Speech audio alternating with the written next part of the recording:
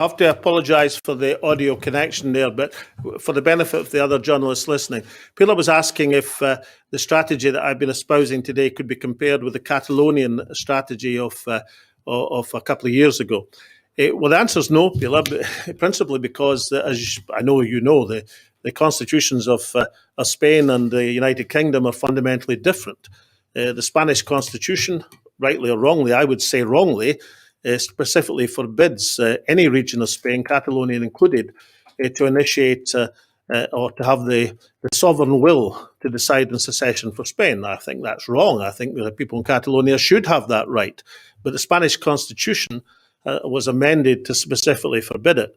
That is not the constitutional position in the United Kingdom.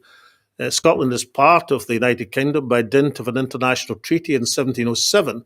The recognition of Scottish sovereignty, the ability of the Scottish people to determine the government best suited to their needs, has, of course, been accepted by every Prime Minister since Harold Wilson, and will have to be accepted by Boris Johnson if that strength of will is expressed in convincing enough form.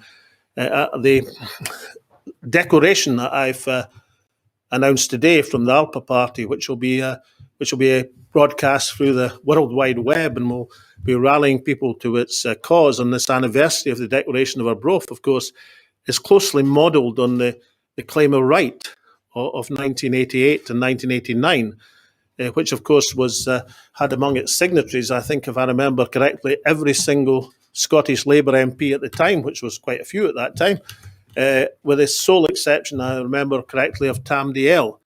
In other words, the recognition of the sovereignty of the people has been a common factor in Scottish politics for many, many years, acknowledged by Prime Ministers, because Scotland is a nation in a voluntary association with the United Kingdom by an international treaty of 1707. And it's the right of this nation to self-determination and the right of this nation to choose to be independent if that is the wish of the Scottish people. What we are testing in this election is the wishes of the Scottish people. I think if that wish is expressed by the supermajority in the Scottish Parliament, it will vastly strengthen Scotland's hands in negotiation to present a clear route and direction of taking the country to independence.